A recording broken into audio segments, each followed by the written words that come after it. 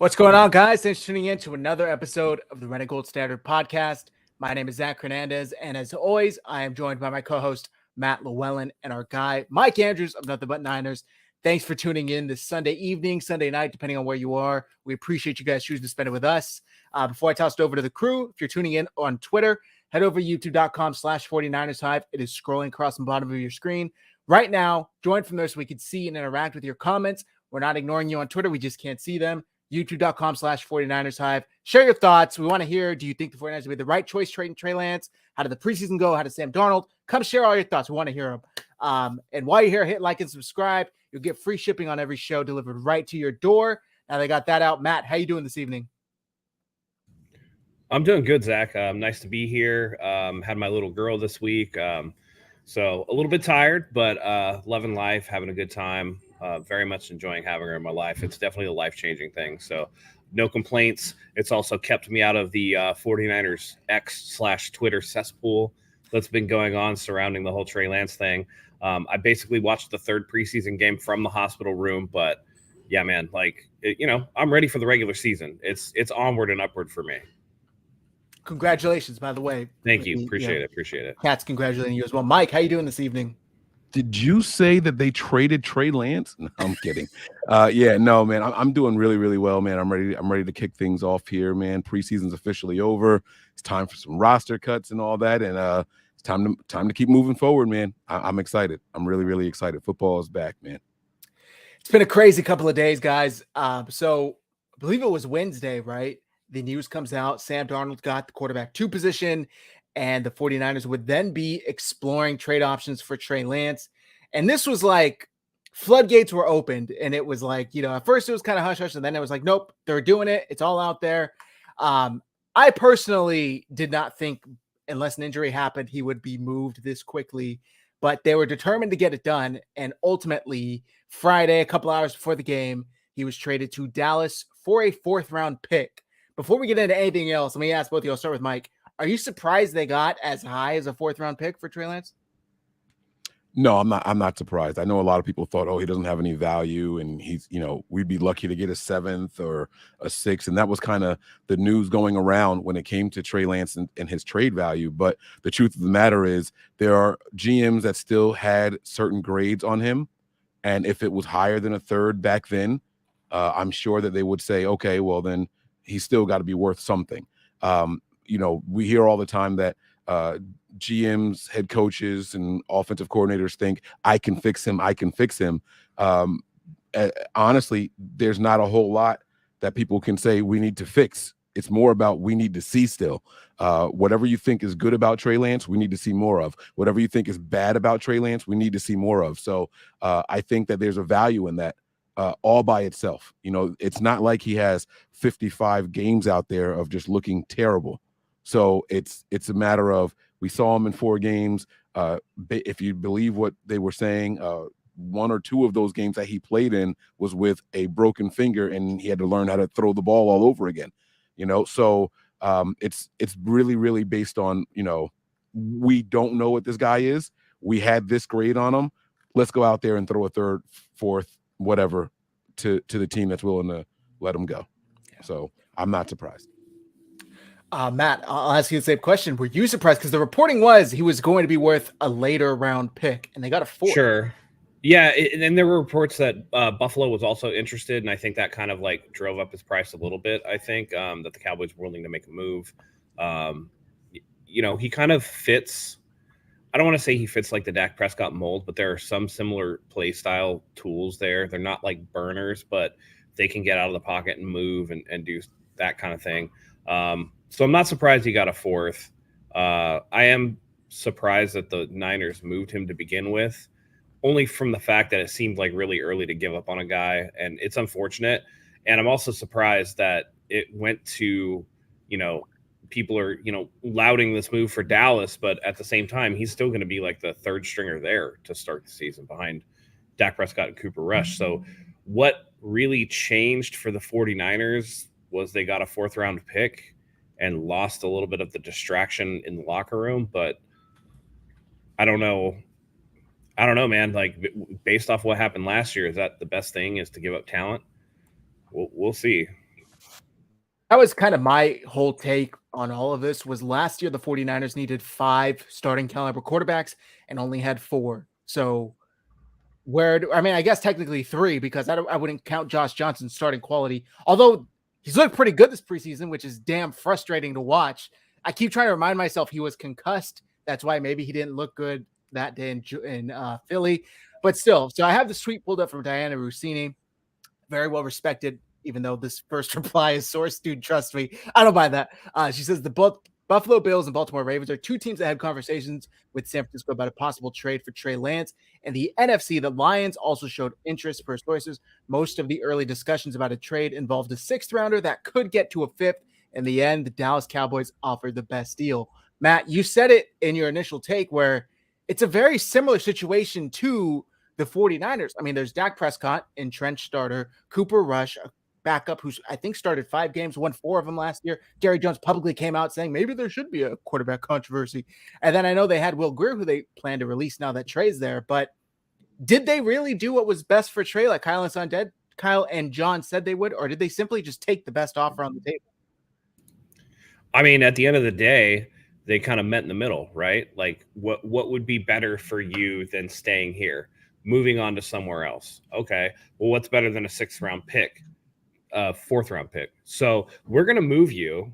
And, you know, David M says it sounded like Lance requested the trade. As horrible as they botched things with him while he never complained publicly that we know him, they owed him a fresh start elsewhere. But Dallas, listen, I'm on board with the fact that I do think that when Kyle made the decision to make Trey Lance QB3, that he probably was like, all right, get me out of here then.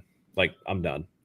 You know, and that's probably why they gave him the day off. And now you got to go to agents and the GM and go to, you know, Jed York, explain that whole thing. And it's, you know, Dallas, is that the best spot for him? No, but again, they have to do what's best for the team too.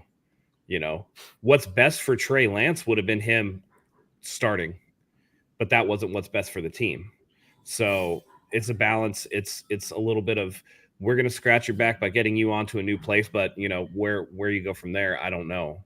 So no, Dallas is not the best spot for him. And I think it's going to be the same problem. He's not going to play.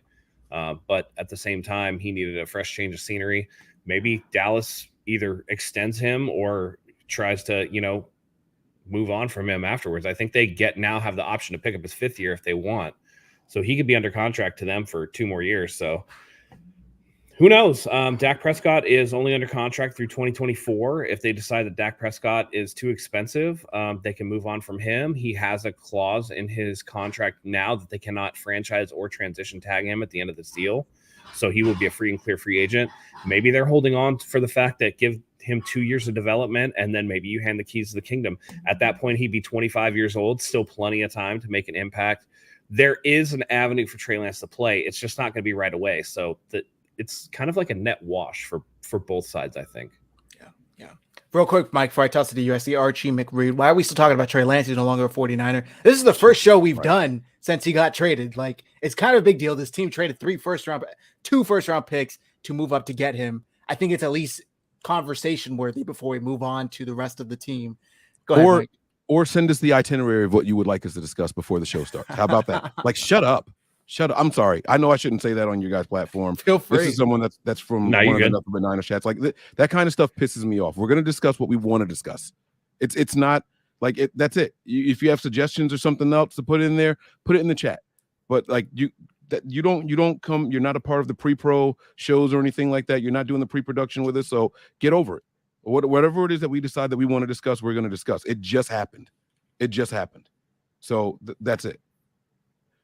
And as far as why he went to Dallas, that just tells me that the 49ers aren't worried about Trey Lance. Yes. That was the biggest tell to me.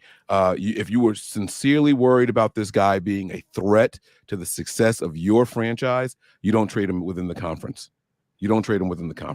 So to me, it gives me a lot more confidence that they made the right move by moving on. You know, if they sent him to Buffalo or whatever, then that's neither here nor there, but that would make a big difference to me. That would say, oh, wow, they think that there is something really there. You know, I know that teams have taken lesser picks when they trade players because they don't want to see that player, you know, so them sending him in the NFC. We'll probably play Dallas twice this year, once in the regular season and once in the postseason, and they clearly aren't worried about it. So I think that's a good thing. I think this is the first time I can play this clip. This is the first time I've done it. Let's try it.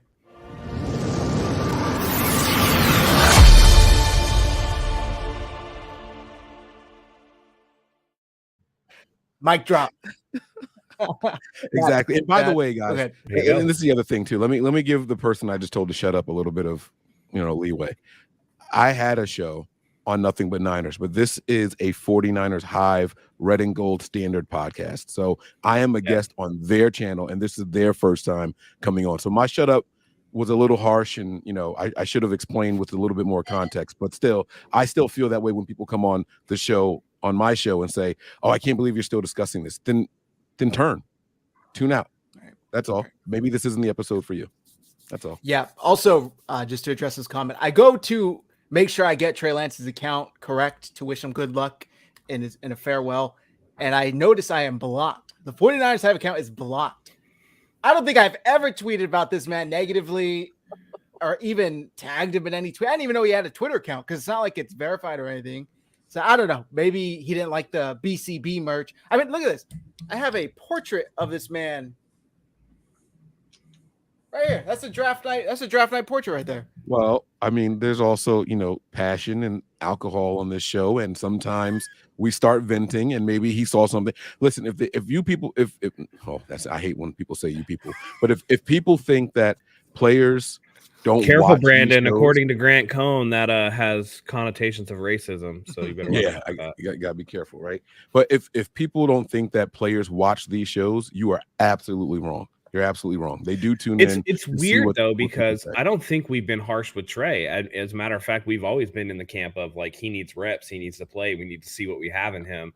So it's a weird block, but it is what it is, man. Like I can understand being caught in a situation, and even something that normally roll off your back, all of a sudden, catches up with you or whatever, like stays with you and hits you in a different way. I don't know. But all right, so anybody want a Trey Lance Vapor Elite jersey? I got one. Oh my God. Wrapping up on this discussion, the last questions I have for you guys about Trey Lance, and then we can close this chapter for good. Although I'm sure it'll come up during the season at some point. Yeah, I was gonna say it's real quick. Let me piggyback on what Mike said real quick. Yeah. Too. I do like what he said about the 49ers not being worried about him. If they traded him to Dallas. I kind of concur with that. A lot of people, we talk about the 4 or 5 games that he played or started or whatever, the 8 games total that he played. But I can't remember who it was. It was one of the 49ers content creators. I think it maybe Tim Kawakami or somebody put out that like last August at this point, they signed Jimmy Garoppolo to come back. Yeah. This August, they name him QB3 and ship him off to Dallas or whatever. They've had multiple training camps to watch his progression that not everybody gets to see every day in camp. They get to see him in meeting rooms. They get to see him in the training room. They get to see him behind the scenes, the closed practices that the public doesn't get to see or whatever. It's fully possible that it was Tim Kawakami. Okay. It's fully possible that the 49ers weren't happy with his development, and that they know better than we do, and they're not worried about it, that he's a completely raw project that they just think needs multiple years. So it makes sense to me that if they trade him within the conference, that they're not super worried about him. And the team knows. And it's one thing to wring your hands all over Twitter or whatever, being mad about the whole thing, but the calls for the jobs and stuff like that, that's armchair quarterbacking at its finest. And it's kind of interesting because, I put it out there this morning. It's like, we're talking about all this stuff, Trey Lance, this and this and that. People are still like, if Trey Lance was starting XYZ, like, well, he's not going to. He's not even on the team. It's kind of old shit at this point. But it's like, if Brock Purdy does what the 49ers think he can do, no one's going to care about this shit come like week 4. No one's going to care. Yeah. And I still think that someone should be fired. I do. Not John, not Kyle. Let me be clear with what I'm saying before people jump on me. Not John, not Kyle, but someone in the scouting department or whatever. If you take Trey Lance's name out, let's pretend it was Mac Jones or Justin Fields, whoever. If you trade up and use 4 total picks to acquire someone and they get 4 starts and you determine that they are not that guy, there was a big whiff within the organization and in that process. This is There is literally precedence for this, though. This is literally the worst trade for a quarterback in NFL history. That's that's not a possibility. Sure. That's not me making that up. This isn't, you're a Trey fan. No, forget Trey. I don't care who you traded up for. 4 games, and then you already know that he's not I don't count the trade. And here's why. Because by the team's own admission, when they traded up, they liked a few guys and then had to do their due diligence. Okay. So take the trade out of it. There is precedent for a top 10 selection only getting a couple starts. Exactly. And it's Josh Rosen in Arizona, was immediately replaced the next year. Who got fired? But the next year, how many games did he play? Josh Rosen played like 5 or 6 games. What we just experienced is unprecedented. It's never happened before. And I'm saying a team, it's not the first time that a team has given. Listen, Josh Rosen got got a rookie season. Okay, got a few games, and I mean, we can look it up if we want to. How many games did Josh Rosen play? Right. But while you're looking, Trey Lance got. I'm sorry. Go ahead. 3 seasons with the 49ers, 3 off seasons, 3 training camps with the 49ers, which was much more than what Josh Rosen got. They jettisoned Josh Rosen. There was also a change in coaching over there. Sure, but the general manager was still there. Right. So the fall guy was the head coach then, right? Sure. So there's been I'm just saying that teams know. I haven't. It's dude, we've gone through this so many times though, where. And I think it was very telling with the way the players kind of came out with it after the fact when they were asked about how, Trey Lance, what they thought about the trade and stuff like that. And they were all kind of like, meh, like we don't give a shit, like good for Trey. Hope he gets, he's a nice guy. I think that was very telling too. We talk about it all the time, right? Players know immediately if a guy is like a guy or if he's like not going to work. And if you go back and look, whenever people talked about Trey Lance, they would talk about his work ethic. They would talk about what kind of guy he was. They never talked about how he was as a player. Yeah. Never once did they say, oh, yeah, dude, he's out there, blah, blah, blah, blah, blah. Oh, I think one time maybe Fred Warner said, oh, he strengthened Fred the Warner and George Kittle. Yeah. Yep. Sure. Fred Warner and George Kittle. 2 of the biggest names on both sides of the offense and defense. Like that if we're going to do that, then it has to count for something, no? Sure. Okay, I'll count that. Fine. But no, one time on each. I know. Yeah, well, but how many more times were they going to talk about it? They didn't see him anymore. I mean, yeah, that's but listen to what they said about. I mean, Kyle Juszczyk, who now everybody's like dumping on, came out after Brock Purdy came back, and it's like 49ers football is back. That was Jimmy, actually. That was when was it Jimmy? Yeah, that was when Trey snapped his ankle. Sorry, I just had kid, guys. Give me a break. But yeah, no. It was the same thing. I mean, and what was telling to me, Matt, adding on what you said, is when everybody's posting their goodbyes to Trey on Instagram stories, and maybe I'm reading too much into it, but George goes, "You have my gamer tag, hit me up." Like, if that's not the most like my wife's girlfriend's boyfriend, I'm kind of friends with him, so you have my Xbox gamer tag, hit me up every now and then, maybe we can play some Call of Duty. It's like, that's very far removed from somebody who you were in a locker room for the past 3 years with, or 2.5, however long it's been. And you would think they're closer than that, but it seems like it never really. I don't know, guys. I keep it real. You know that. Please. George Kittle did nothing but complain that him and Jimmy didn't talk in the offseason. So I think this was even more than what him and Jimmy's relationship was. I never saw him say anything to Jimmy about a gamer tag or anything like that. He always, He said, now that you're not on the team, maybe you'll return my calls. Yeah. I don't know. I mean, Jimmy, listen, to be fair, Garoppolo can't even work a fucking cell phone, let alone try to figure out how video games work. So let's get these super chats. Our guy, Sean, thank you very much, Sean. This is the biggest blunder in NFL history. Lynch, I think he means Lynch or Shanahan, needs to be fired. 3 years of first round for that. 4 games. Is it 5? Gotta go for real. I told you all it was John. I hate this shit so much. As he's known. I hate this shit so much. I'm saying it. I hate this shit so much. I agree with the last bit though. It was John and the scouting department's pick. Yes, and I think when he said Trey Lance came up to me afterwards, shook my hand, and apologized for it not working out. Kyle didn't say he apologized to him. So I think Trey maybe knew John and the scouting department went to ride for me, stood pat on the table and said, this is the pick. Maybe there is some truth to the reports that Kyle wanted Mac Jones, Maybe there's some truth to the reports he was considering Justin Fields, and he was convinced to take Trey Lance by Lynch / the scouting department. And that's why he apologized to Lynch. I don't know. Maybe he apologized to Kyle too, but Kyle didn't say that. Only Lynch did. So I'm only going off of what we know. Right. Well said. I just listen. That be that as it may, I think Kyle gets too much criticism because everybody's harping on Kyle, and I feel like John's getting a free pass on this shit. It's whatever, dude. Like, John Lynch, Hall of Fame player, whatever, he's respected. And, whoever made the pick, it was a bad pick, but fired. I mean, dude, they just barely got out from under the Jim Tom Sula contract. I think they're still paying Chip Kelly, or that might have just been done. Like at one point, they were paying 3 head coaches. Right? We went through that. Do you all remember Mike Nolan and Mike Singletary?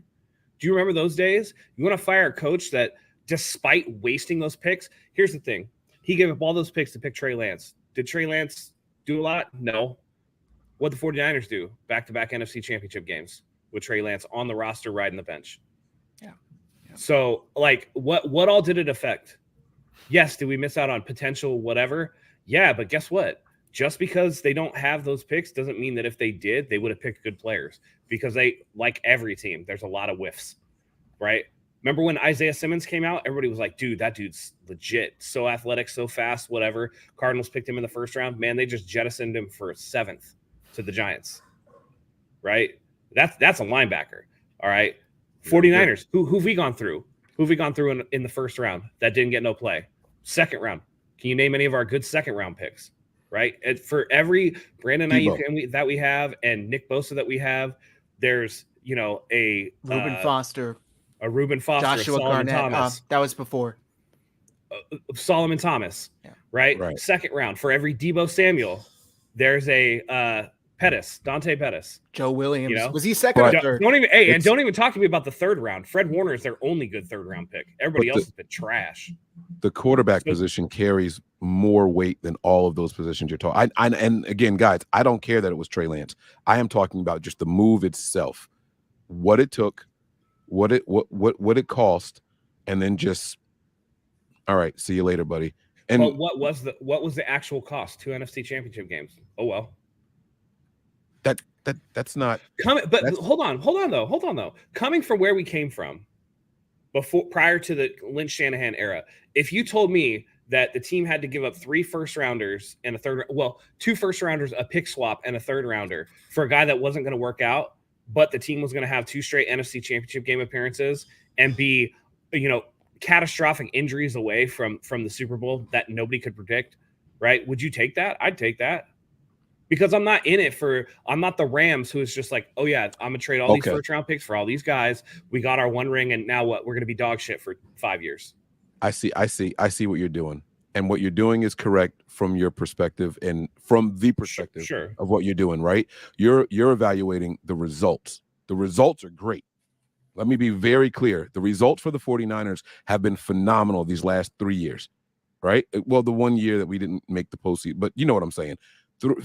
Fucking 3 out of 4 years, which is why they made the trades to get Trey Lance to begin with, based off. And then Trey Lance turned out to be just as injury prone as Jimmy Garoppolo. Right. My criticism is the process, not the result. So I understand we're looking at it 2 different ways. So I understand what you're saying. I get what you're saying. I think when looking at Trey Lance, the picks, the 49ers, whether or not it worked, it's like your car's already going like 100 miles an hour.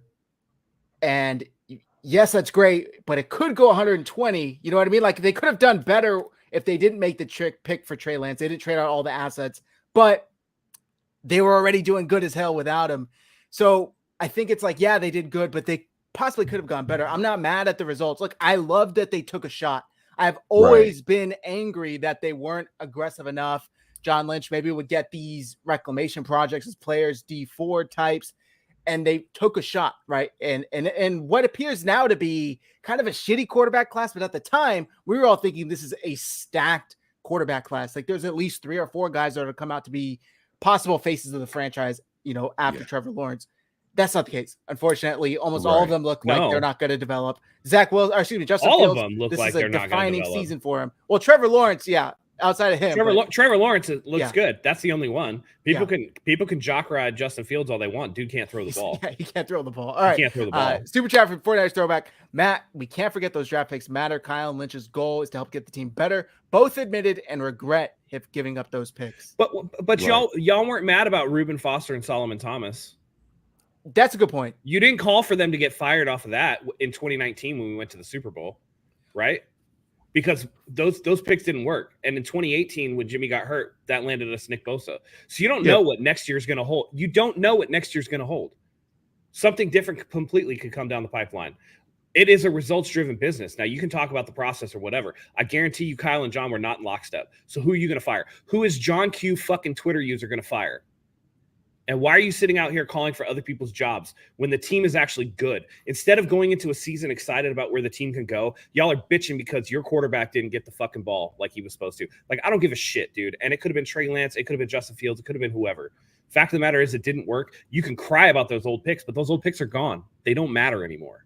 They're done. They're gone. 49ers have their first-round pick this year. They have their second-round pick this year. They have their third-round pick this year. They're going to be able to go and get talent coming up in the draft if they need to. I just want to go on record and say I was adamantly against Solomon Thomas being picked. So was I. He had baby hands, man. All of us were against it. I hated that pick. So I literally left the draft when that was happening. Like, I was there. It was in Philly. I was there, and that pick happened. I'm like, I'm going home. I'm out of here. I'm gone. I can't believe we just did that. We picked him because he was his classmate. Like, that really, really irked me. I'll never forget that story coming out. Before the draft, that story came out, and I was like, please, God, tell me it's just fodder. That can't be true. But I digress. I don't want us to harp on it. I don't want us to spend the whole show talking about it. Here we are approaching half an hour. I'm just saying, people are mad in the chat, but y'all say it's a fireable offense for what? For what? Well, because we've seen coaches and GMs be fired for less than what they did. Did they make the NFC Championship game 2 years in a row? Because the quarterback position. Well, I mean, no. No. Okay. So what are we talking about? The team wins. What I'm saying. The results versus the process. That's what I'm saying. The process doesn't work 75% of the time. This was always a risk. Go back and look at the RG3 trade. Did that work out for Washington? No. Kirk Cousins, the guy they drafted in the 4th round, ended up being better or sticking with the team longer. There's a common thread there too, but I won't get into that right now. Did Ryan Leaf work out? Right? Did Jared Goff work out for the Rams? No, he looks like he's doing okay in Detroit now. Again, 75% of quarterbacks don't work out. So you guys can be like super mad that Trey Lance didn't work out. They're not mad that the pick didn't work out. They're mad that they don't think Trey Lance got a fair shot. Yeah. And if that's your argument, that's fine. But not giving somebody a fair shot based off of what you see in the building is not a fireable offense. Teams miss on draft picks all the time, but no team in the history of drafting has traded their 3 first-round picks to get up to draft a franchise quarterback that was as loaded a roster as the 49ers. Right. Unprecedented territory, and the team won in spite of fucking up those picks. My whole take on this, and you guys both alluded to it, and I pulled it up here. The list of first-round picks since Shanahan and Lynch took over: Solomon Thomas, Reuben Foster, Mike McGlinchey, Nick Bosa, Javon Kinlaw, Brandon Ayuk, and Trey Lance. So for all we know, we could have another Solomon Thomas, Mike McGlinchey, and Kinlaw on this team. Would that really have moved the needle that much more? Like, unfortunately, let's be honest, Bosa fell into their laps. Ayuk was a hell of a pick, and looks like it's likely their best first round outside of Bosa.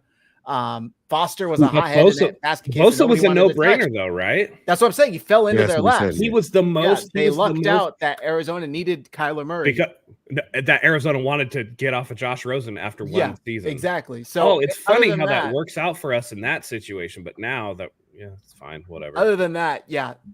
And they get, by the way, and they're going to get no credit for the Brock Purdy pick either. Well, now a lot of people are saying that's just a shot in the dark, basically. That could have been anybody. No, that's what they're saying. Oh, yeah. It was luck. Pick. It was luck. As they said that one too, of these top 5 quarterbacks. Well, he said we lucked out. Yes, sure. They said that too. People were saying it's a shot in the dark that Kyle and John didn't pick those guys, so they don't get no credit for that or whatever. But it's like, it's a whole team dynamic. Like, yeah, you can't be there for all the picks, but your area scouts are there and everybody else. But the fact of the matter is they're harping on Trey Lance and not enjoying the fact that they got somebody who did really well for them at the last pick in the draft. who's infinitely cheaper, who's going to be able to keep the window open longer because you're going to be able to pay some guys not on a first round rookie deal or whatever. It's arguing out of both sides of their mouth. Yep. I'm in it for, like, honestly, if I'm just going to say right now, like, if the 49ers fired John Lynch, could they do better? I mean, they probably promote Adam Peters, and I don't think we'd see a huge fall off, whatever. If the 49ers fired Kyle Shanahan, who's going to come work for this team? It's going to be a parade of fucking coaches in and out.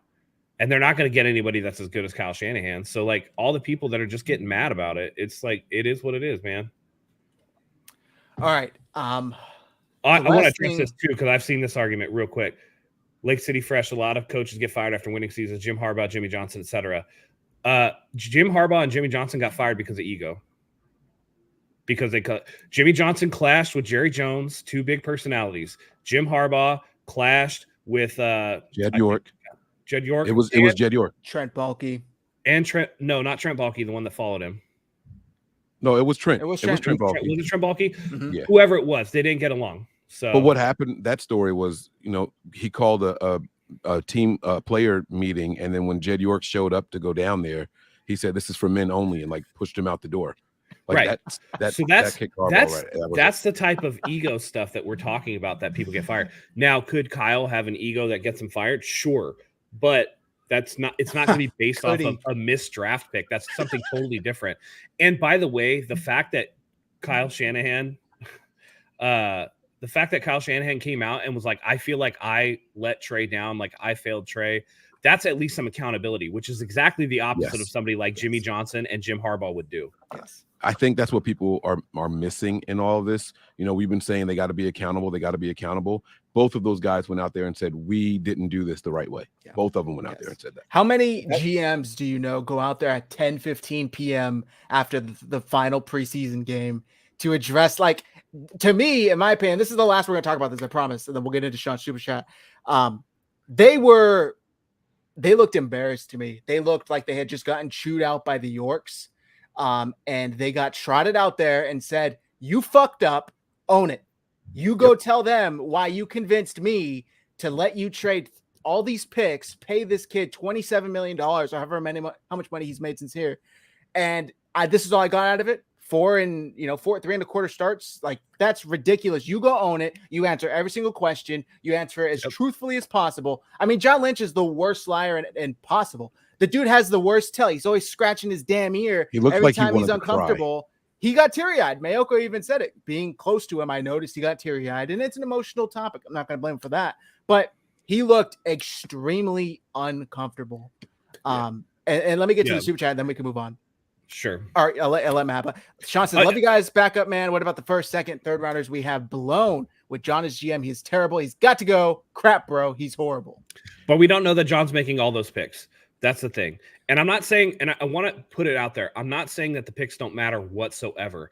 I'm saying that in the scheme of team success, those picks haven't mattered. Right. To a level that has been super detrimental to the team. And I also don't think that John has been horrible.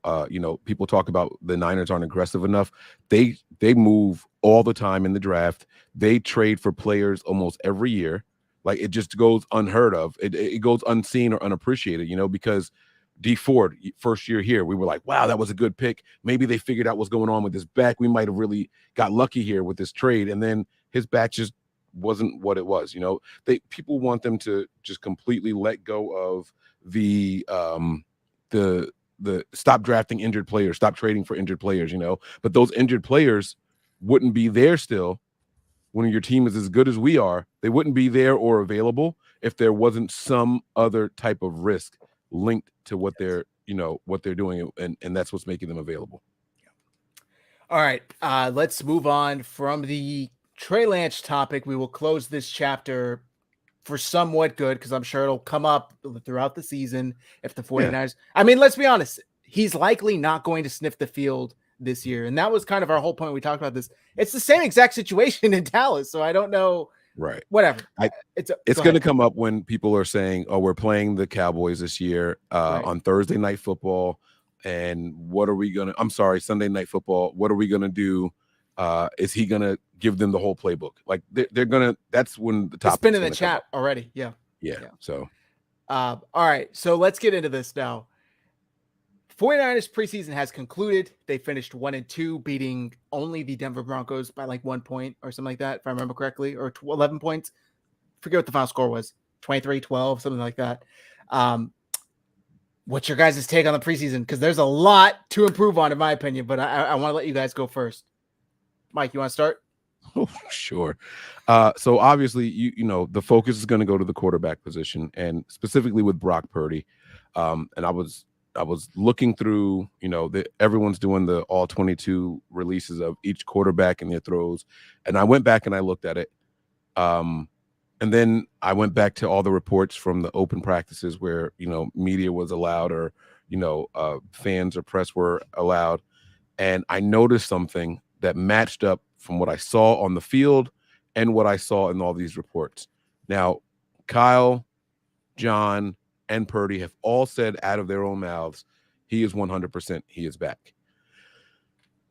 Unfortunately, the one negative thing that I have about Purdy is that he only completed one pass of 10 yards.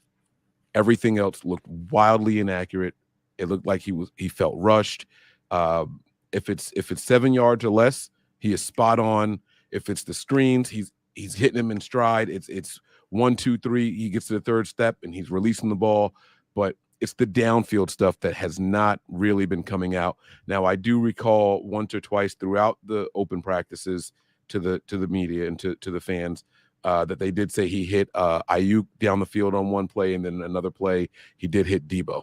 But that was the last open practice, if I'm not mistaken. But leading into that, it was, everything he's doing is a check down, or everything he's doing is short passes. It's not even intermediate. When it's intermediate, he's inaccurate.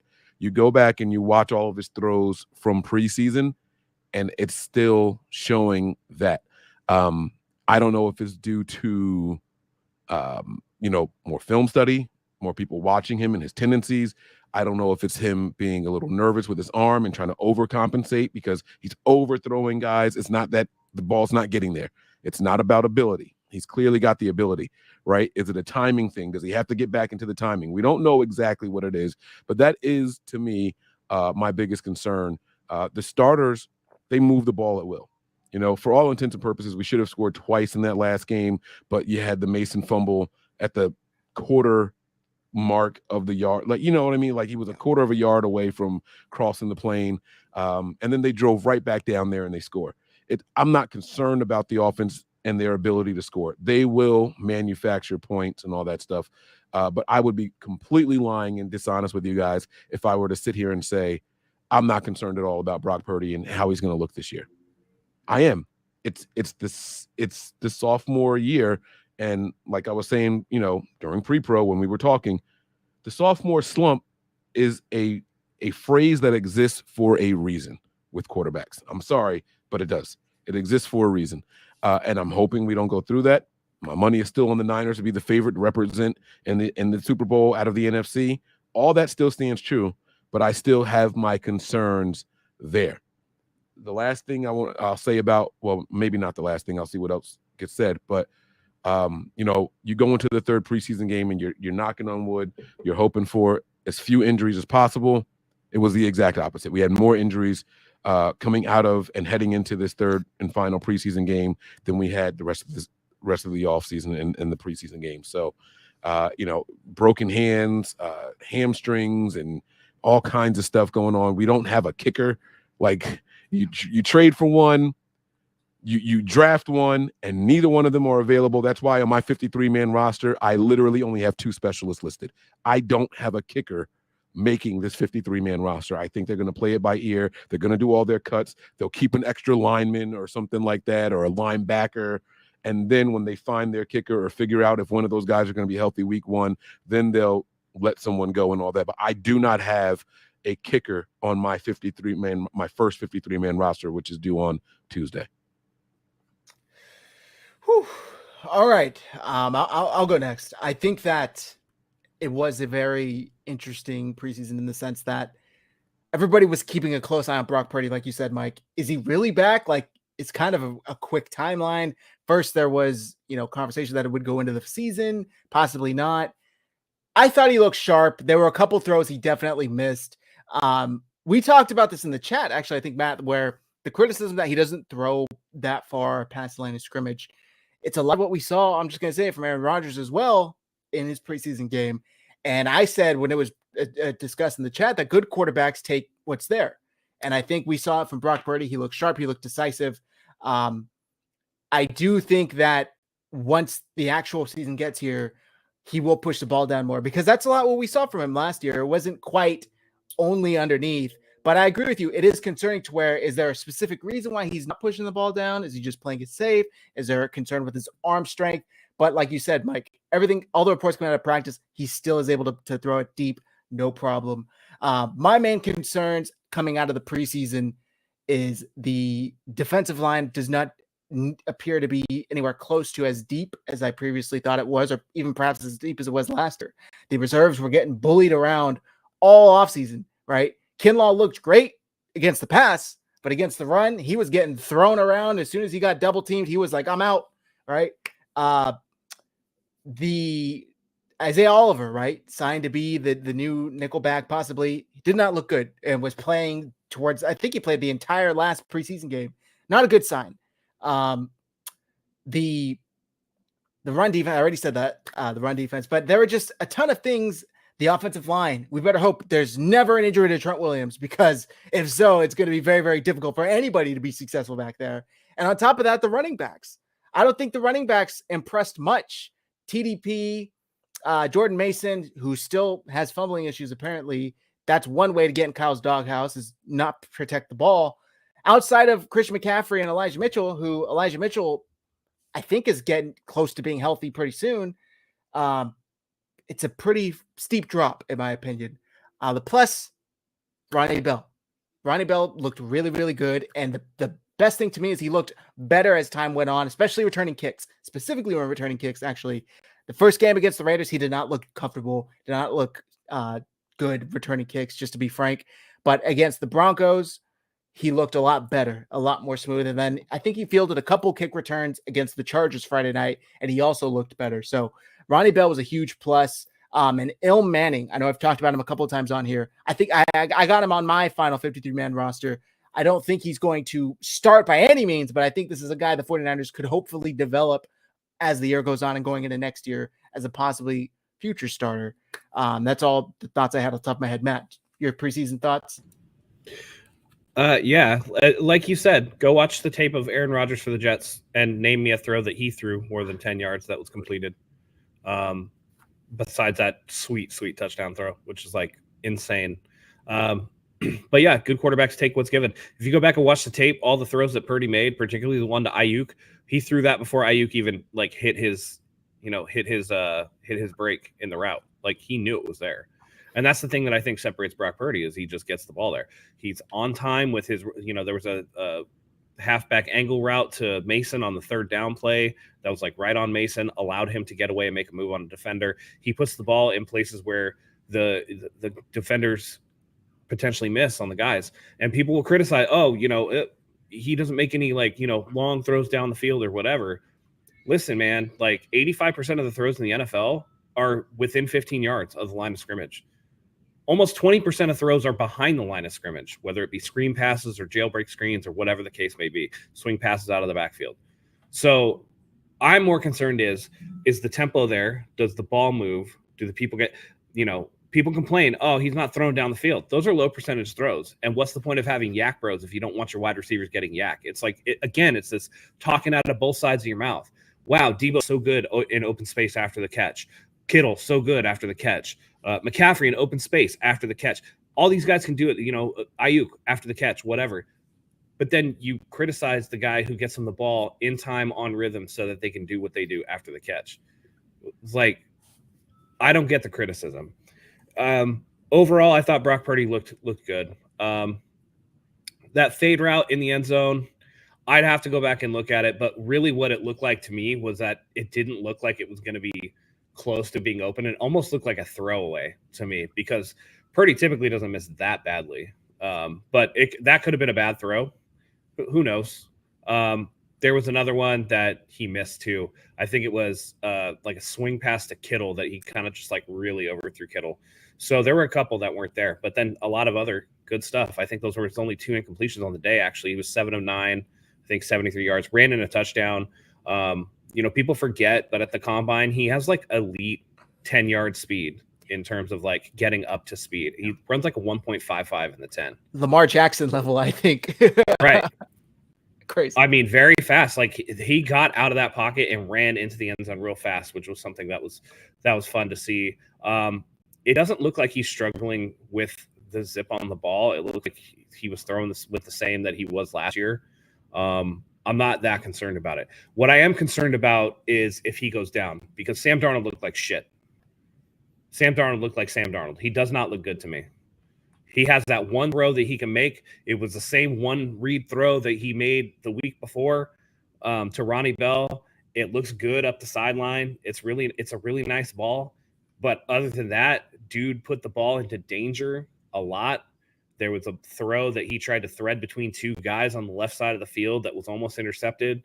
And then Brandon Allen, I mean, that's a joke, dude. Like, if we're getting that far down, it's bad. What I would like to see them do, actually, coming off the back of, and a lot of people are pointing out that at the Senior Bowl, Kyle Shanahan coached Will Grier. Go get Will Grier and pick him up to be the 3rd guy. Cut Brandon Allen, bring in Will Grier, stash him. Because I'd much rather, I mean, I watched that Cowboys game. He looked pretty good. And at least he has more draft cachet than Brandon Allen had. I don't know, man. I agree with Zach on the running backs for the first 2 games, but this last game, they both, Mason and TDP, ran for over 6 yards a pop. They looked pretty good. Mason, the fumble notwithstanding, was able to come back and, make some plays. TDP looked pretty good, 10 carries, 61 yards. I didn't think that they were that bad. And those are the 3rd and 4th guys, really. I'm concerned about Elijah Mitchell not being able to be healthy, but if either Mitchell or McCaffrey stays healthy, these guys are just change of pace guys that you're going to, use in situational plays. I'm not super worried about that. The line, though, sucks.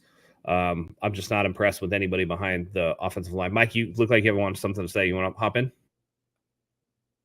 You muted. You're muted, brother. You guys mentioned the defensive line a couple of times, and I was thinking about it. I have told myself over and over, nothing you see in preseason is real for the defensive line, even with the starters, but for a very, very big reason. Nick Bosa is going to dictate who gets double teamed and who doesn't. And not seeing him in here is not going to allow us to make a real assessment of anybody on this line. So Zach mentioned how during the passing downs, there were 2 or 3 sacks, and Javon Kinlaw heavily contributed to all of them while he was out there, right? And as soon as he was double teamed, I literally saw this guy. It looked like he was frozen and just got slid backwards by the double team every single time, right? But is Javon Kinlaw going to be the guy that's getting double teamed if he's out there with Bosa, Armstead, and Hargrave? Or, you know what I'm saying? Like, he's probably not going to be that guy. And so it's so tough for us, right? Us to sit back and really try to evaluate that defensive line. And that changes just so much of everything about the defense. It's kind of insane how one person is going to have this huge trickle-down effect on the rest of the 10 people out there on the field with him at the same exact time. And they've got to do something about that. That might be the biggest red flag of the entire offseason. You knew this contract was coming up. What the fuck are you doing? Yeah. What are you doing? How can we be a week away from the NFL season kicking off and your best play, arguably your best player, is not secured and on the field? This is insane. This is madness, and we've got to get him here. I agree with you. I hadn't touched on the D line yet. I was talking about the offensive line being absolute dog shit. No, you're good. The D line, I kind of agree. I see someone in the chat criticizing Bosa being a team player. Dude, this contract was coming. And Apex Shaver, yeah, I've been kind of questioning Bosa as a team player. It seems like hits him only sometimes. I don't even know what that means. Like, dude deserves to get paid, and he's going to get paid. And this is Parag fiddle fucking around and not doing what he needs to do and trying to whip up his cap magic. And it's just like, dude, just pay the dude. Like, just give him the money at that point. It's like, you want to talk about fireable offense? If you don't sign Nick Bosa and get him back in to camp and get him back with the team, that to me is a fireable offense. Because unlike the unknown that Trey Lance is, we know exactly what Nick Bosa is. Nick Bosa was Defensive Rookie of the Year. He was Defensive Player of the Year last year. The one season he didn't do anything was the season that he got hurt week 2 against the Jets. Dude is just disruptive every single time. Like Mike said, how often do you see one guy make so much of a difference to a unit? Like it's insane. You know, the closest that I can think of is somebody like a Justin Jefferson to Minnesota's wide receiving core, who's just so much better than everybody else that it gets other people targets and looks. And you end up looking better by virtue of playing next to that guy. You know what I mean? Same thing. Jerry Rice is a perfect 49ers example. You think John Taylor and all those guys are getting all those touches if Jerry Rice ain't out there eating up defenses, being the focus of defensive coordinators? Probably not as much as they got. So that to me would be more of a fireable offense. They got to get him in here. There's no excuse for this to have gone on for so long. And I've been talking about this for weeks. Like, while everybody was arguing about who the quarterback was going to be, I was just like, come on, man. Like, get Bosa in here. And it's so messed up because we all just assume they'll get this taken care of. Right. We know it'll be early August when it happens, mid-August at the latest, right? Like now it's like, dude, like August is expiring. Like what are you doing, right? It's nuts. But what people have to remember about the Bosa family in particular, this is going to sound terrible, but they are literally bred for this. From their father, both of the Bosa brothers, like this is what they do. And they are all about their business. Hey, they're loyal to the team, but you aren't going to short me. You're not going to put stupid language in my contracts. Like they are businesses. They are individual. So are all the players in the NFL, right? Like they're all their own individual businesses. But like we're talking a whole different level of business when it comes to the Bosa guys. Like this is what they do. And so you're not going to short me. You're not going to put some finicky language in here. You're going to send me a contract and you're going to tell me the numbers in big, bold letters at the top, but I'm going to have someone going through every single detail of this contract. And if it's not right, then no, absolutely not. And I sincerely believe he'll take the fines. I'm sitting out. And he's going to make them put contract language in there that says that the team is going to issue him some kind of bonus that's going to equate to whatever the fines are that he occurs while he's sitting out. Like, I have no doubt about that. So, Niners, you're playing with fire. Get him back in here. Yeah. And I will say, I think that there is an element, you know, if you listen to Joey and Nick talk, I think it's a very similar situation to like when people would listen to Gronk talk, where there's this impression, whether it's outward or inward, that, you know, maybe these guys are just like, you know, the affable beach going, whatever. You all right there, Mike? You ashed up. I saw that. That they're, you know, these affable guys, and they're not with it, but these are smart guys. They're not going to take less than what they're owed. And Joey had the same issues with the Chargers when Joey had that problem as a rookie, and then again when he re-signed. So, you know, there was offset language that they didn't want in his rookie contract and this and this and that. It's time to get it done. The one caveat that I saw that I didn't really know about is that if they hold off on the Nick Bosa contract till after cut day, they get an extra spot on the 53 because Bosa would be on the reserve did not report list. They could carry a guy, someone like Cameron Latu, that they don't think can get through waivers, put him on. When Nick Bosa signs, they can then put that player on IR with the designation to return later in the season, essentially stashing him away. So that could potentially be something that they're thinking about doing. But as Mike said, I mean, that's kind of like letting the turkey bake right into the point where it's going to get dry as shit. You know what I mean? Like, you don't want to wait too long. You want to get him in the building because no matter how good a shape he's going to stay in, you got to take some contact in practice. You know what I mean? They're not going to let him do contact stuff away. I'm sure that there's something in his contract that doesn't allow him to do that. He can weight lift. He can do the running and the conditioning and all this stuff. But, he needs to get in there in the trenches and have Trent Williams get his fucking bear paws on him and fucking push him around and shit. You know, like that's the only way that he's going to get ready for the season. And we don't want an injury because he wasn't prepared well enough.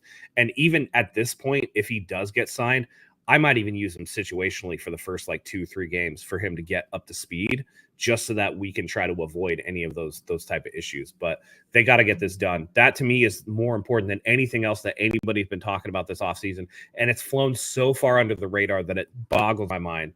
You know, people want to talk about the 49ers not winning at all. This is a surefire way to not do that, is to not have your best defensive player out there. Yeah.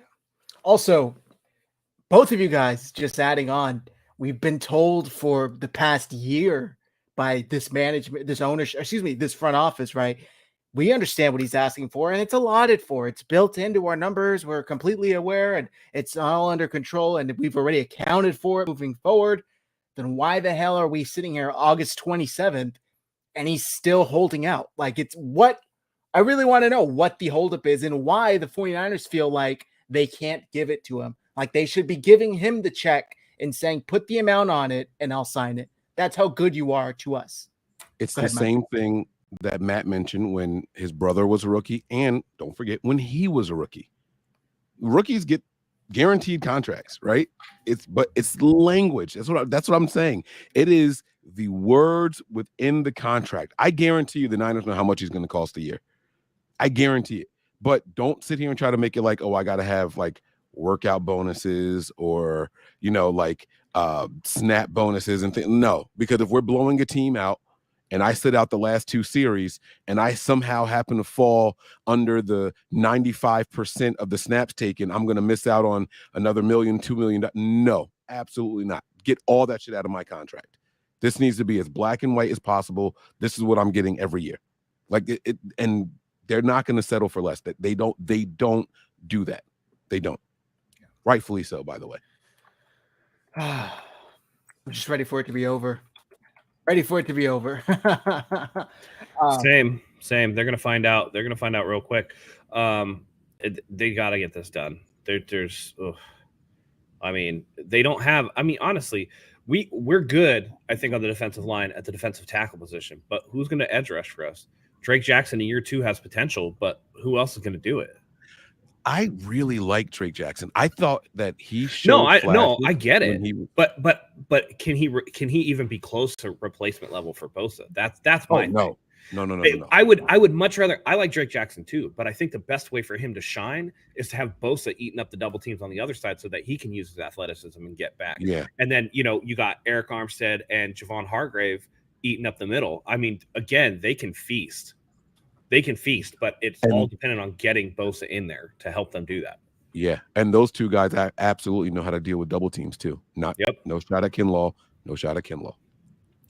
All right. I wanted to talk to you guys about this clip, and I'm going to play it here. It is from the post game, and Willie Snead, I just had it up. I think I accidentally clicked out of it, is being interviewed by Matt Lively. Oh, God. I'm going to play it. I got to. And I just want to place his words, his thoughts on Brock Purdy and get your guys' thoughts here. Let me make sure this is up. All right, we're all good. Here we go.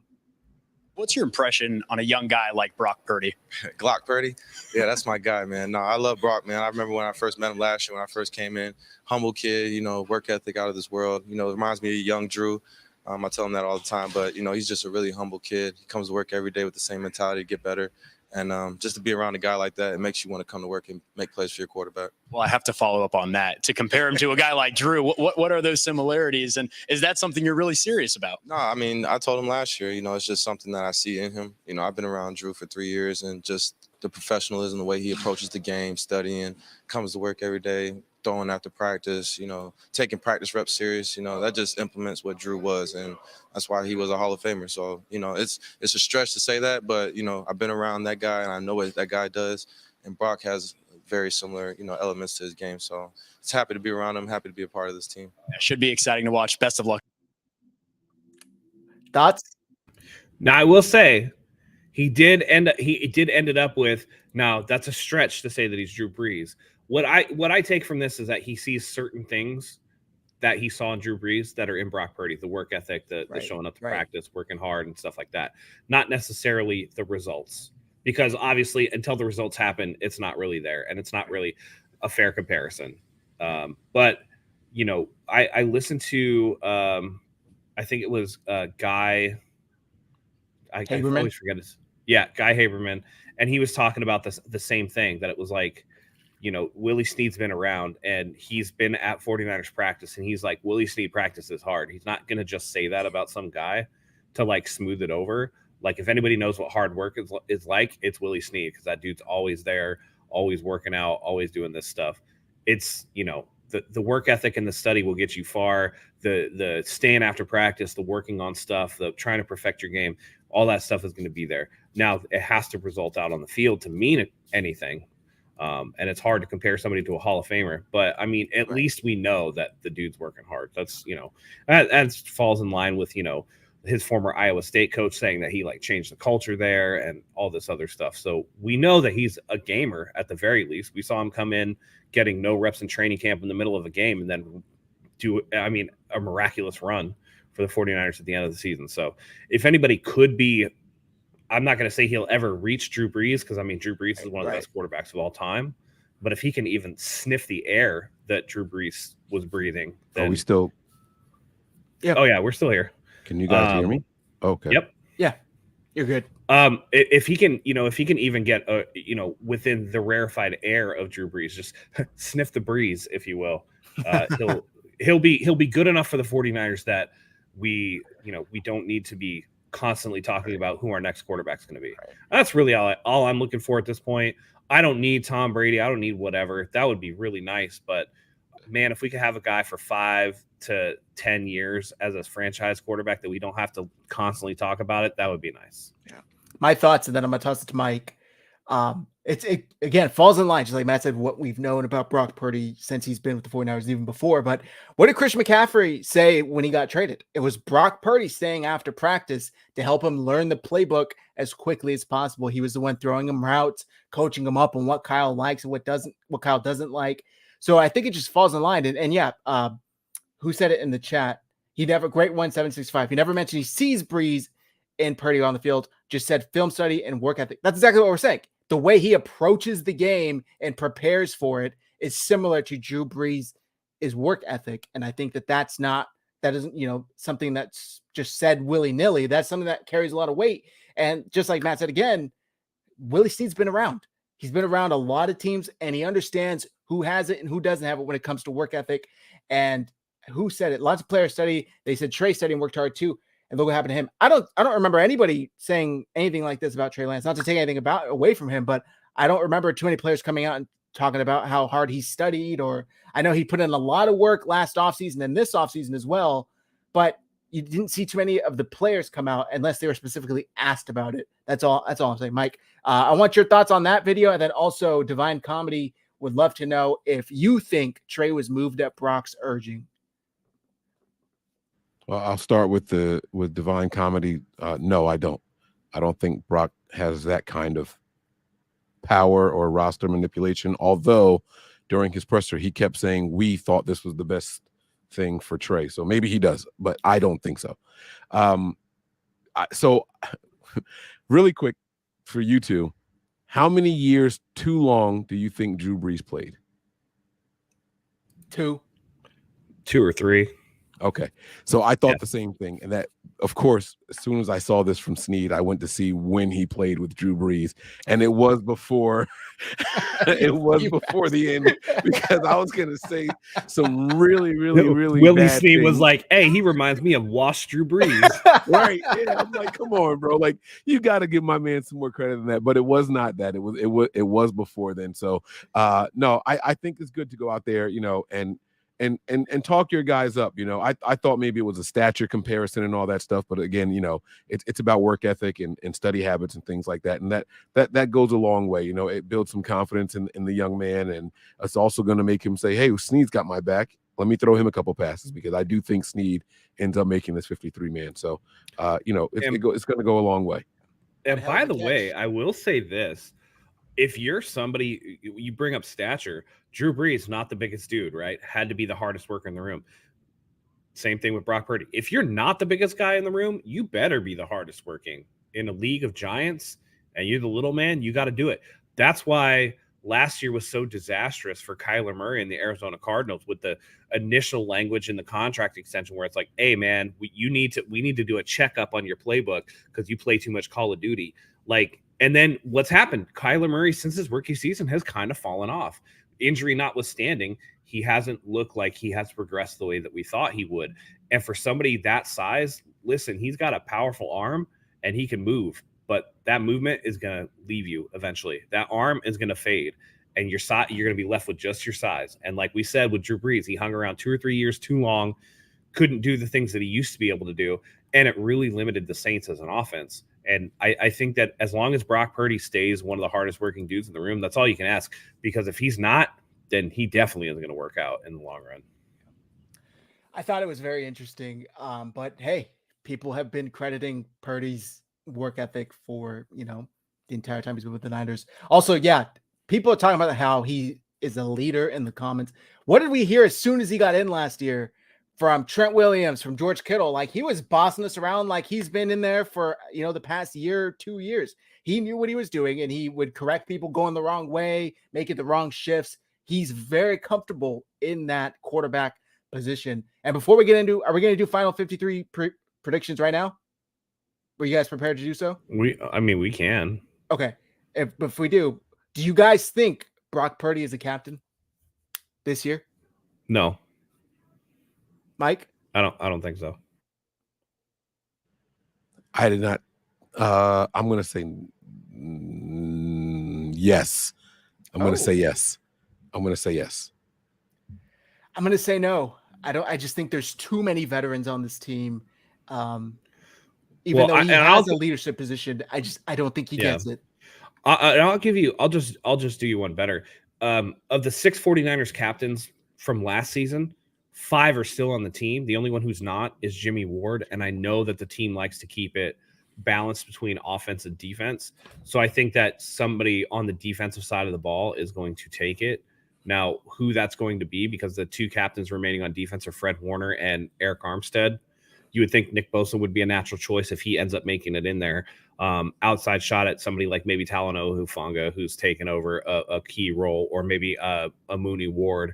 But I think they're going to keep it on the defensive side of the ball. If it were to go somebody on the offense, I don't see how it could go to anybody other than like Christian McCaffrey or somebody like that. I don't see how Nick Bosa would even qualify for a team captain. Production isn't what it's based on. It's communication and rallying the troops and things like that. I don't. That's not Nick Bosa's game. Quiet. Yeah, that's not quite his game. That wasn't really. That was the knock on Fred for the first part of his career. That he led by example, wasn't really vocal. But you grow into that role. Now I've seen enough of like the behind the scenes stuff. And again, I think that's what I was talking about earlier. People think of Nick Bosa as this like laid back dude, like California cool, beach bro, whatever, similar to how Rob Gronkowski was or whatever. I think that's a misnomer. When you listen to him on the sideline, when they get like hot mics over there, and man, he talks to people and he's gassing people up and he's like giving people props for good plays and things like that. I think that he's not the traditional like rah-rah type of captain, but I think that he definitely knows football and he knows what he's doing and is with his guys. He's always over there trying to pump them up and stuff. So I don't know. To me, honestly, it's nothing more than going out there for the damn coin toss anyway. So I don't think it's as big a deal as everybody. I tell you what, man, he ran that touchdown in and went right to like the fans. It was like, I'm him. I'm here. I'm back. Like, he got me fired up. Fuck it. Like, give him the C, man. Let's go. If he's already telling guys like veterans like Trent Williams what to do and things like that, like, come on, man. Like that, he earned it already. Give it to him. That would just be another, I don't want to say like stab in the or whatever, nail in the coffin, but Trey did not get one going into his starting year, even though he had been with the team for a year previously. Brock is literally in the same situation. What if he got one? Like, it's just like, ooh, like just comparing the two. I know we shouldn't, but just comparing the two situations. If Brock got one, Trey didn't, then that just speaks to to Brock's leadership abilities. And it speaks to the team being all in on Brock Purdy, right. Which they should be. 100%. They should be. That's what the team should be trying to sell right now. It's like, we have 100% faith in Brock Purdy. Yeah. I like that. The way that they being Kyle and John talk about him publicly is extremely reassuring. Like, all of us, if they are really meaning what they're saying, should be very comfortable if Brock Purdy stays healthy, because they appear to have full faith and confidence in him. John's saying we lucked out. Kyle's saying he's the real deal. I know he kind of tried to walk it back, but I think he said what he meant then. And I just think that they love Brock Purdy and they feel very confident in him. I just want to bring this up because, dude, lining up perfectly. It's lining up. Everything coming up. Kirk Cousins, bro. Better hope he works out. Oh man. I got a quick question for you guys, and then if you want to do the roster predictions, Kyle, when he was asked about it, or over the past couple of days, he's basically said, we knew we needed a quarterback on a rookie contract that we could build a team around good enough to win the Super Bowl. My question for you guys is, what happens when that quarterback's contract is up? Does Kyle then feel like he needs to draft another rookie quarterback on a rookie contract to keep that team together? Or does he then part with the pieces, hoping that the quarterback is good enough to make the team competitive enough that they don't need the excess, elite pieces, so to speak? Mike, it looks like you want to jump on this one. No? Yeah. Oh, absolutely. I sure do. So I have been very consistent with my definition of a franchise quarterback, right? This is going to be someone who elevates the skill positions on the offensive side of the ball. You're going to take a guy. We saw it with the Steelers for years, right? Well, they take a Mike Wallace and make him look like a wide receiver one. And then he goes to Miami and he's like, oh, you're kind of a gimmick guy. And they used you the right way, right? Credit to Ben Roethlisberger for being that franchise guy to make him look like that, right? That's what franchise quarterbacks do. We talked about expectations when you have a franchise quarterback. You're expected to be competitive and win 85% of the games that you step foot on the field for. It doesn't matter the opponent on the opposite side of you, right? I don't think Brock Purdy is there yet. Now, I have been saying for the last couple of episodes that Kyle Shanahan has put himself in a very unique situation. He has found a way to make himself more important than any QB on the field for his team. Maybe it's because he hasn't had a choice because they all just keep getting injured, but he has been forced to design an offense with the skill players that any competent quarterback can come in and run efficiently and effectively. Kyle, right now, as of this moment, is more valuable than Brock Purdy or Trey Lance ever was.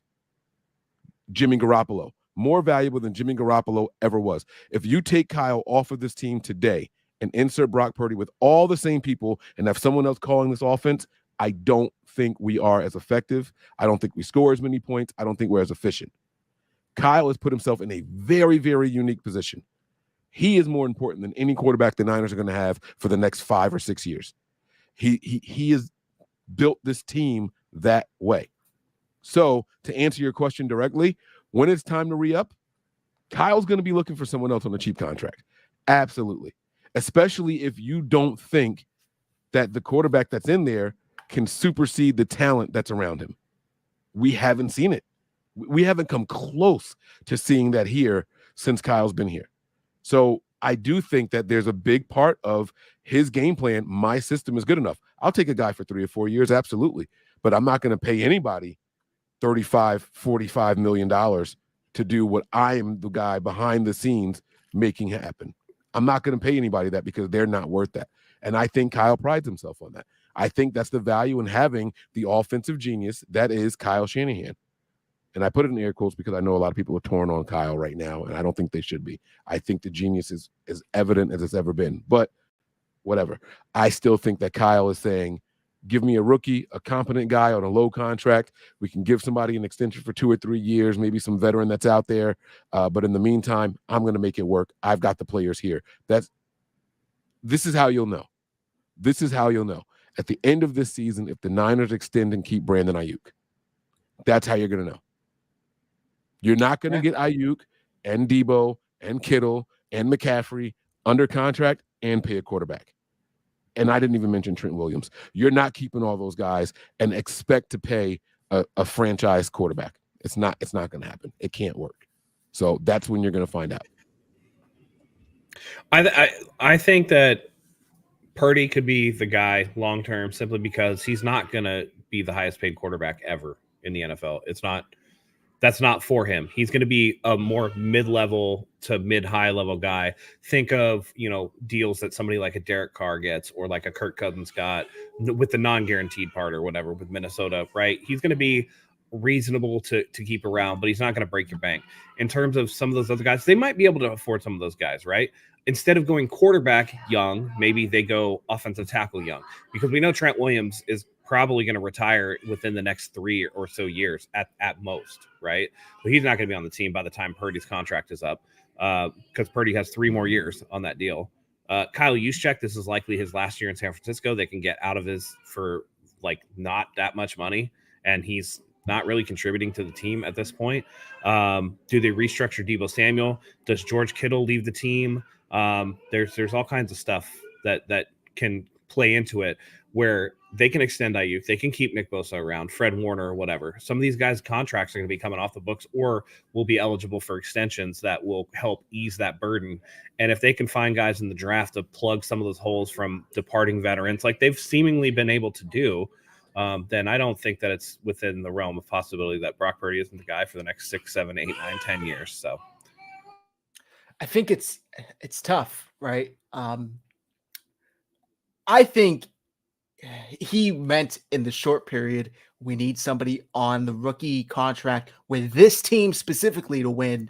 It didn't with make this sense team, to yeah. pay, but then once that contract is up, I think he's really hoping that quarterback is worth the money. I mean, I know it was a different situation, just don't get on me, but we've seen they were okay paying Jimmy, right? They paid Jimmy a record contract at the time, and they felt still confident in building a team around him with the draft pick. So I think maybe then, if they feel Brock is worthy of this contract, they can then switch their strategy back to supplementing young talent around him. The core of the funds go to Brock or any other quarterback you want to put in here, and allow them to be the kind of main piece of the offense and allow the rest of the offense to be young talent on rookie contracts. I think it's going to be tough, though. I really do think it's going to be tough. Mike, do you have anything else to add? I just want to piggyback on your Jimmy point, right? After just 7 games, they made Jimmy Garoppolo, a top 5, top 3 paid quarterback, right? That was just 7 regular season games, no playoff appearance or anything like that, okay? I'm sorry, it was 5 games. It was 5 games, and then they extended him, and then he played the 2 and then got injured. I apologize. It was just 5 games. Purdy has already won multiple postseason games. We're talking about today, right now. I understand what Matt is saying today, right now. He might get a middle of the, not middle. He'll get, top 12-ish contract if he were to be extended today. But we're talking about at the end of his contract when the money is due. I'm expecting there to be more postseason victories, maybe even a Super Bowl. You're going to have to pay him that money. That's what the market is going to be set for a guy with that resume. Whether it be all because of Kyle, whether it be all because of him, that contract is going to dictate itself after a while. And so that's why I don't think that, it's going to come down to that. It's going to be really, really tough. And I don't see how they get out of there with I think he said Derek Carr. I don't think you're going to be able to slide giving him a Derek Carr contract. And keep in mind, I'm saying that based off of percentage, right? Like, I don't think the numbers are going to be the same this year as it is 4 years from now when it's time to extend them, or 2 or 3 years from now. It's so hard to say, though, because the NFL salary cap just keeps ballooning too. Like, every time there's a new TV deal, that it jumps like a huge chunk. You know what I mean? And who knows what is going to come down the pipeline with changes to, deal structures and things like that, collective bargaining, what have you. I don't know. I'm just, again, if the quarterback's getting the job done and Purdy is out there looking really good, there are ways that you can kind of fudge around the salary cap. I mean, the Chiefs do it with Patrick Mahomes. And I'm not saying that Brock Purdy is anywhere near Patrick Mahomes.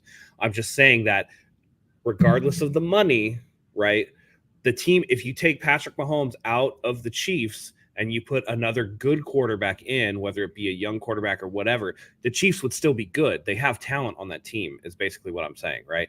The Buffalo Bills have a lot of talent to surround Josh Allen, even though Josh Allen just got paid and makes a lot of money.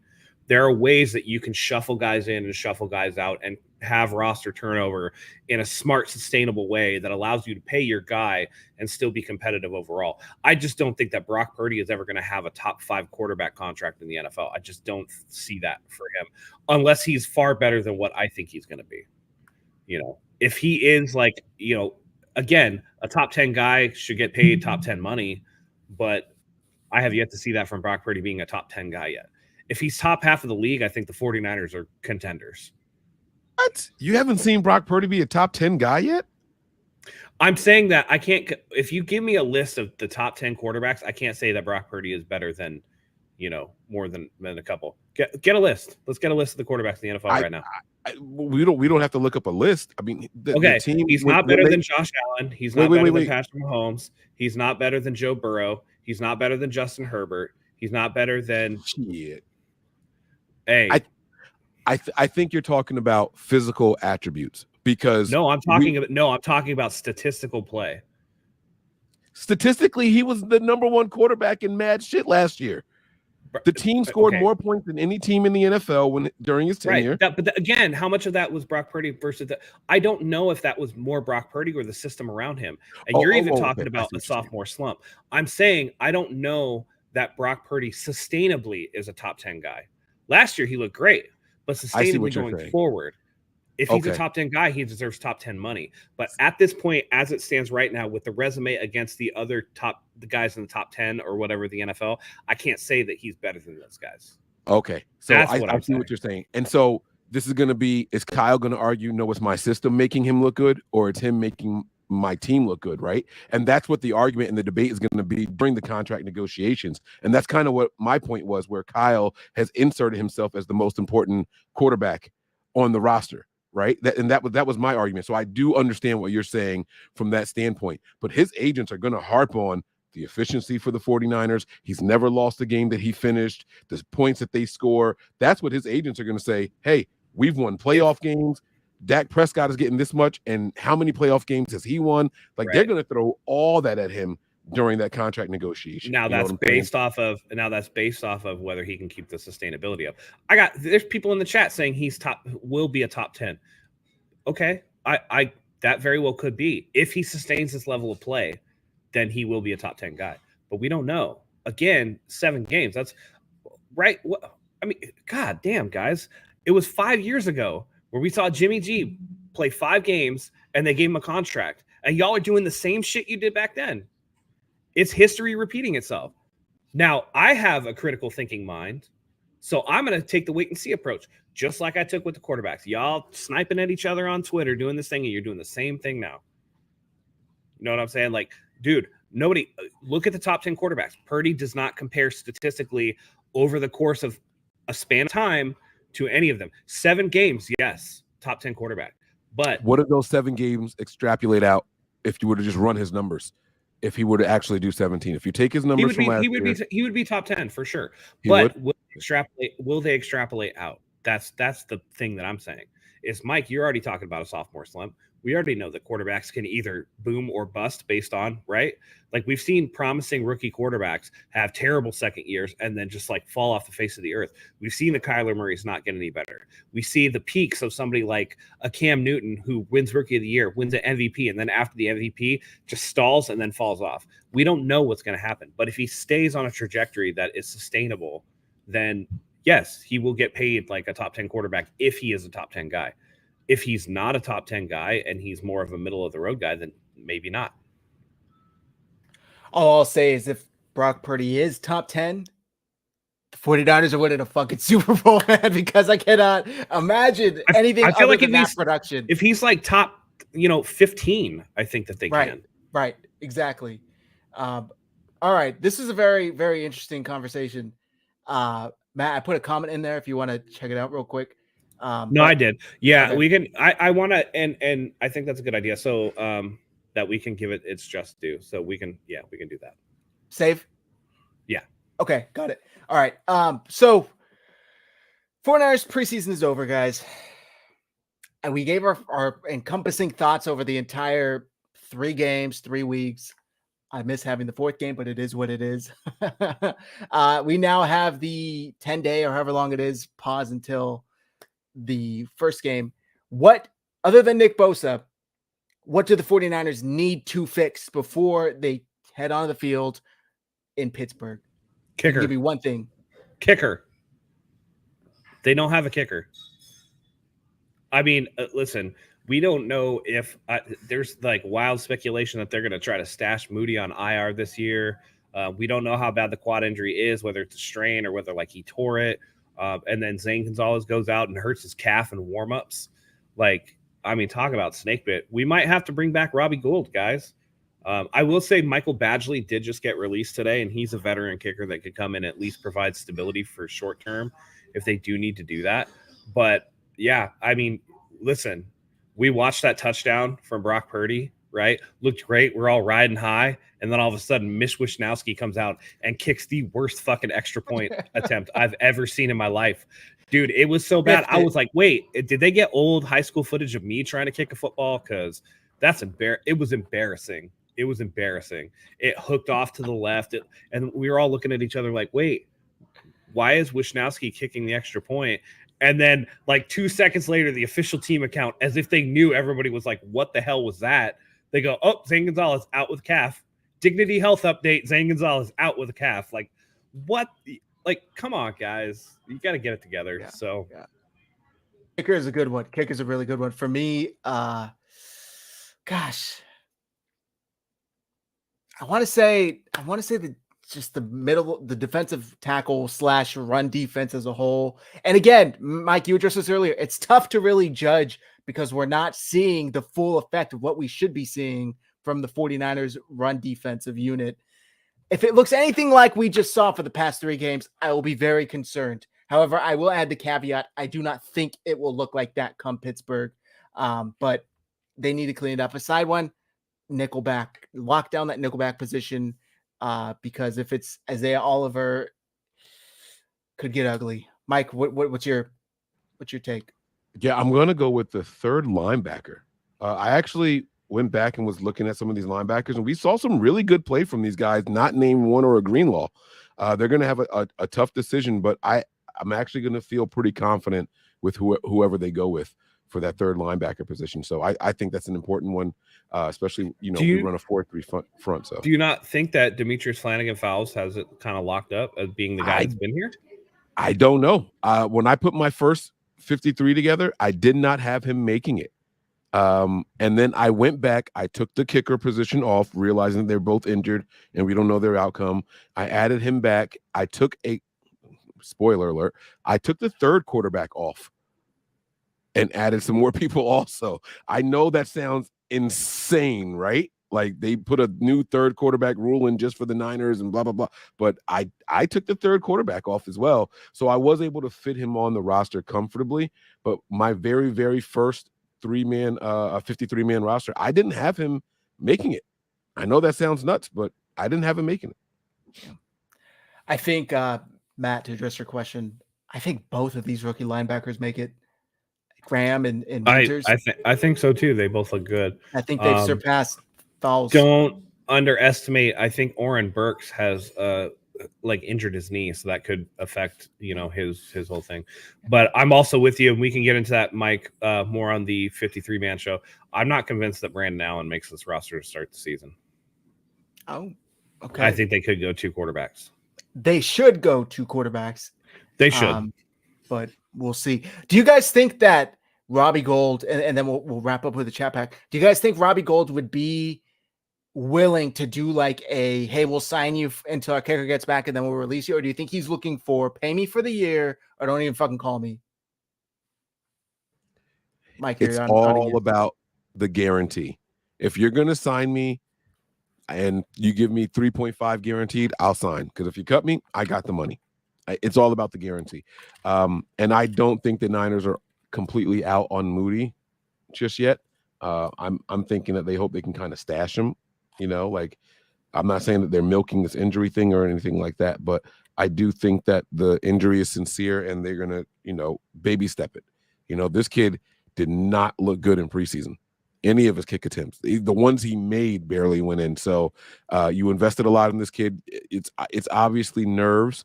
I think he'll get over that just being on the sideline during games, even if injured. But I think that Robbie will take it as long as there's a guarantee, although I don't think they're going the Robbie Gould route. Okay. Yeah, I don't think so either. I think, again, there's kickers out there that they can get that won't be as much a headache as Robbie Gould is for the time that they're going to need him. particularly if Jake Moody's injury isn't that serious and he'll miss like a week or two. There's a guy that you can get as a stopgap that can make an extra point, unlike Wisnowski that you can get. And don't underestimate that there's going to be a lot of people on this team that, might not make the 53 initially, but with injuries and putting guys on IR, they're going to be brought back. All they have to do is clear waivers and stuff like that. There's still a lot. And I believe Tuesday is cut down day.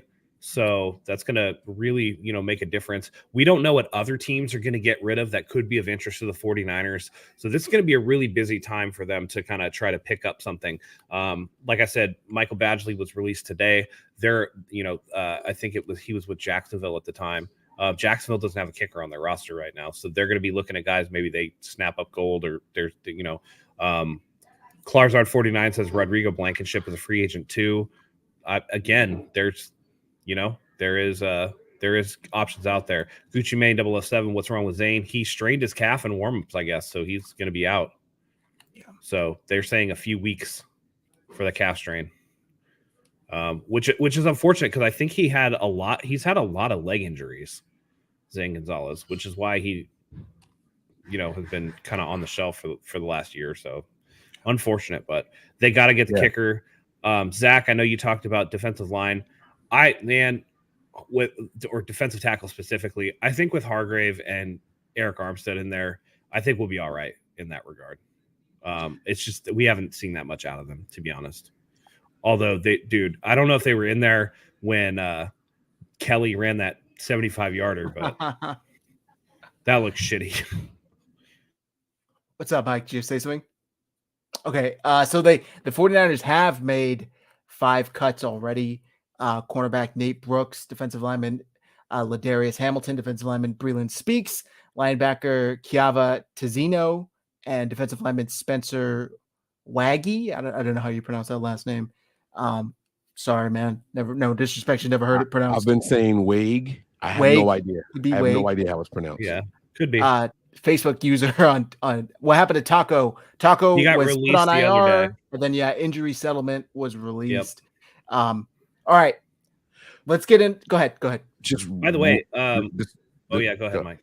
This will be quick. One of the John Lynch's strengths is this time of the year and manipulating the roster and the IR and certain designations that he puts on players. I have never seen anyone manipulate that so well.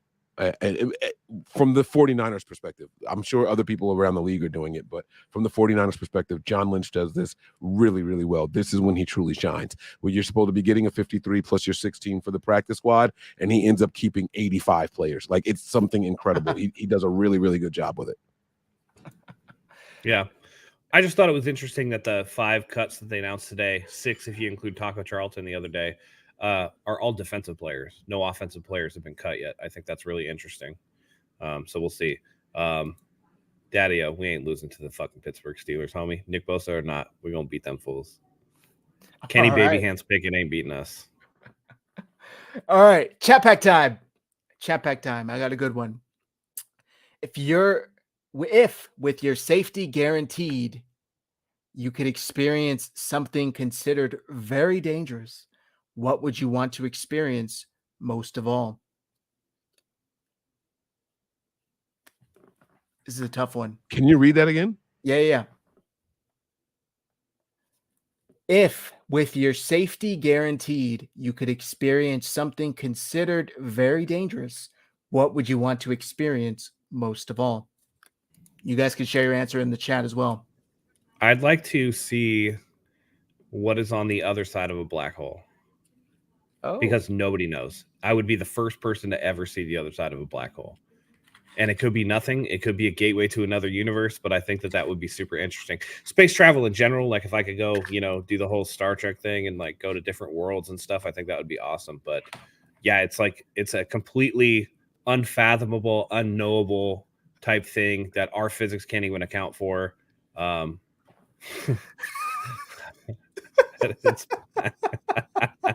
But we don't know, right? here's why I say that. Once it gets past the accretion disk, we just can't see it, right? Because light can't escape. It's dark, but that's for lack of light. It's not for lack of substance, because the mass in the other side of a black hole is almost infinite. So you could technically be at present when you pass through at the Big Bang of another universe. But anyways, that's a whole lot of substances and YouTube rabbit hole that I don't need to go down. So what about you guys? Mike, you have one? You want me to go? Yeah. So my answer is nowhere near as deep and almost poetic as Matt's was. But I would want to experience drowning. Oh shit. It's one of my listen to me. I know that sounds crazy, right? Like people That always gets say, your socks off. would you rather drown or would you rather like burn? And it's like, well, neither, but Burn. I would deal with burning personally. Oh. But drowning is something that I think is like what nightmares are made of. Like just being awake and conscious, like swallowing all the water and everything, and like just there's nothing you can do. Like that is absolutely terrifying to me. So my answer is drowning. I know it's dark, but that's where if I can guarantee that I'm going to be okay afterwards, hey, drown me real quick. Let's talk about this. Listen, most victims Damn. in fire die of smoke inhalation anyway. Yeah. If the fire is hot enough, it'll burn your nerves and you'll feel a searing heat for a second, and then you won't feel anything anymore. So drowning, definitely, I've heard from people who have drowned and then been like saved, is like one of the most painful things that you can go through. That aspirating of the water and have like sucking in that. I couldn't even imagine, dude. Like, no, thank you. I'd rather get sucked into a black hole. All right. For me, damn, you guys got some crazy ones. I was thinking like drive a car as fast as possible on like the highway or something. Like, I don't know. I wasn't thinking that crazy, but shit. I don't know if you guys have seen these videos. There's these idiots that like go on a crowded freeway and will drive as if they have all the room and speed, and almost all of them end in them going right into somebody, right? But I just think if you could guarantee that I wasn't going to hit anybody, like, it was physically impossible for me to do so, that would be really cool. Just like zooming in and out of traffic as fast as I wanted to, or even like a motorcycle. I've never even ridden a motorcycle, but I think that'd be fun. I don't want to die. I don't have a death wish, but I think if you could guarantee my life, I'd do it. I'd try it. Just go as fast as possible. Or even like dying for a couple of minutes. Are you okay, Mike? No, Are you all right? These are the things that people That's want. the other side of the black right? hole, right? The spiritual black hole. What's on the other side? What happens after you die? I mean, I've driven pretty recklessly before, Zach, so I can't say that's one of my like. I want to do it. Like, I'll get a car, and after a couple of months, I'm like, all right, let's see what it feels like at 120. I'm sorry, I'm stupid. I know. Yeah, but I do it. I got a Tesla. I do that too, man.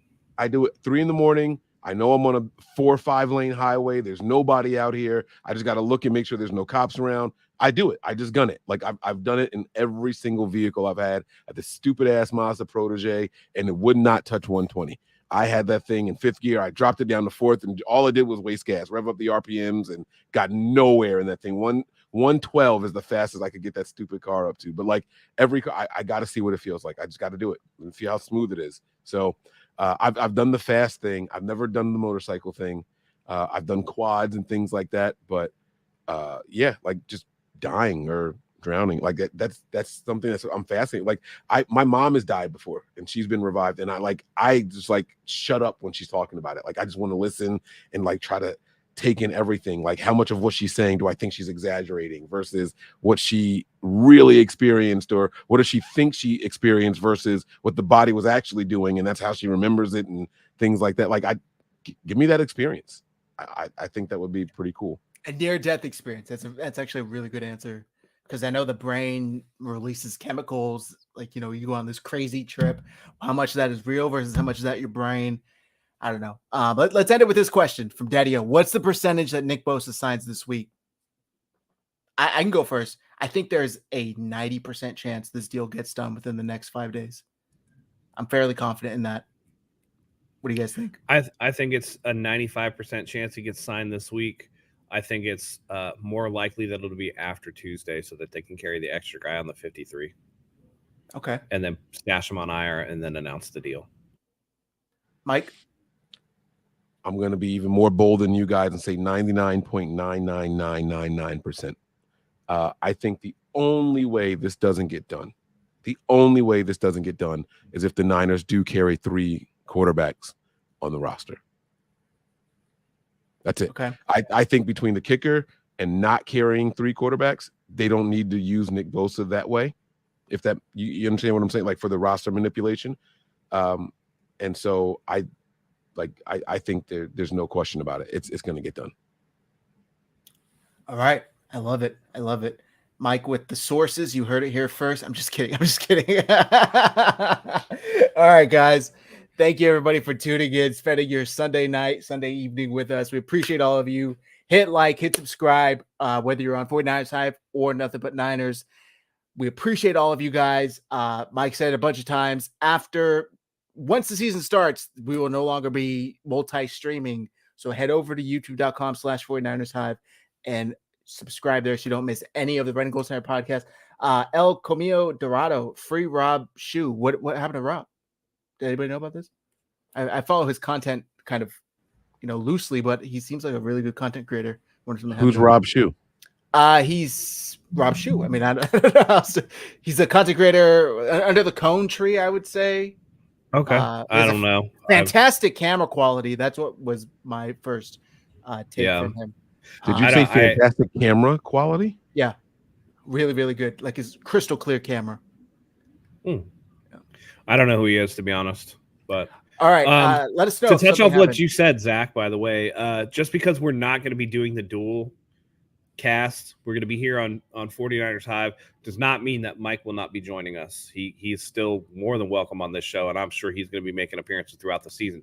But if you want to catch what he has to say, all you Nothing But Niners guys, you're going to have to come on over here and check it out. And we'll be on Nothing But Niners too. It's much love. So yeah, Mike, let the people know where they can find you. Yeah, guys. Nothing But Niners is the page. You guys can follow my personal Twitter account. It is Mike Andrews 83, I think, is my Twitter handle. Yes, sir. Yeah, there it is, right there. Bong. Make sure you guys give me a follow over there. And again, just to emphasize what they said, I know you guys enjoy these shows. I know for a fact you guys enjoy these shows. They will not continue when the regular season gets here on Nothing But Niners. The shows continue. I'll still be a guest on their channel. They will be guests on our channel, but you guys have to subscribe to their channel so you can see this consistently. All right. So that's what I got for you guys. All right. Appreciate you, Mike. Thank you very much for coming on as always. That'll do it for tonight's show, guys. The football season is here. No more preseason. Regular season is here. I'm hyped. I love it. Best time of the year. I've been saying for weeks. Weather cools down, leaves change color, and football's on my TV like 4 days out of the week. With that said, Matt, you want to carry us out? Absolutely. We'll be back later this week once all the 53 fiasco goes down. We'll bring you who's in, who's out, and all that stuff. I'd actually like to go prior to, just so that we can, maybe tomorrow night if we can swing it. We'll figure it out. But we'll bring you the 53. We'll be doing a game preview for the 49ers and Pittsburgh Steelers coming up. It's just going to be content all the time. So thank you as always for joining us, all you Nothing But Niners guys. Thanks for tuning in. We appreciate having you guys here. I know that you guys come for Mike, but stay for us. We appreciate it. Thank you so much. And until next time, everybody, go Niners.